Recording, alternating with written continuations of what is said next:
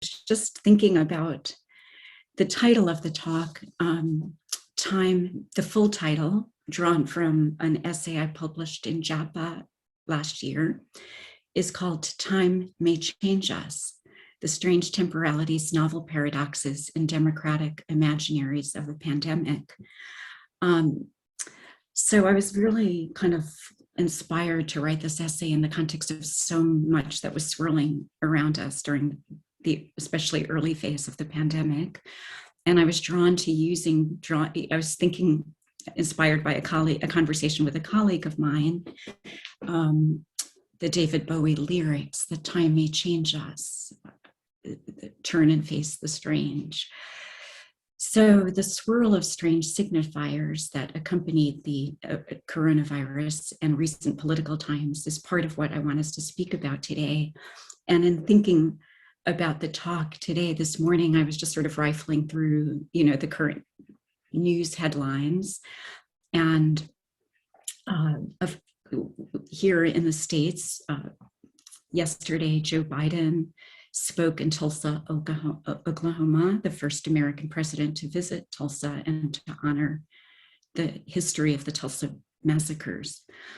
At the same time this week, a group of scholars, democracy scholars, have issued dire warnings about the American experiment, saying when democracy breaks down, it typically takes many years, often decades, to reverse the downward spiral. In the process, violence and corruption typically flourish, and talent and wealth flee to more stable countries, undermining national prosperity and leading to much greater potential for violence. News from the Trump camp seems to indicate, according to Maggie Haberman in the New York Times, that Trump is apparently telling any number of people that he expects he will get reinstated as president by August. It goes on and on, of course, but I use that to introduce what I want to talk about, which is that psychoanalysis is, as we know, is aimed to confront the gaps and the aporias and in our discourses, and to help us reckon with genuine alterity, to break down dismantled truths or received knowledge, to disrupt the circuits of repetitions, compulsions, and to aim to reveal unpalatable, certainly conflicted truths and desires. So from this vantage point, we can say that recent political times have served to initiate all of us, and I mean all of us, psychoanalysts, public citizens, public thinkers alike, in America and Europe, globally, into what we may think of as a social psychoanalysis.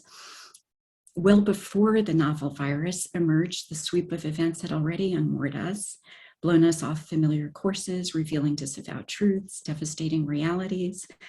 I mean, it wasn't so long ago that Brexit, the Trump election, were inconceivable. School shootings, climate catastrophes, cell phone videos documenting what we preferred, at least white privileged folk preferred to ignore, that racialized police brutality is real and epic. It became harder for us to ignore increasingly well-documented hate crimes directed at racial, sexual, and religious minorities.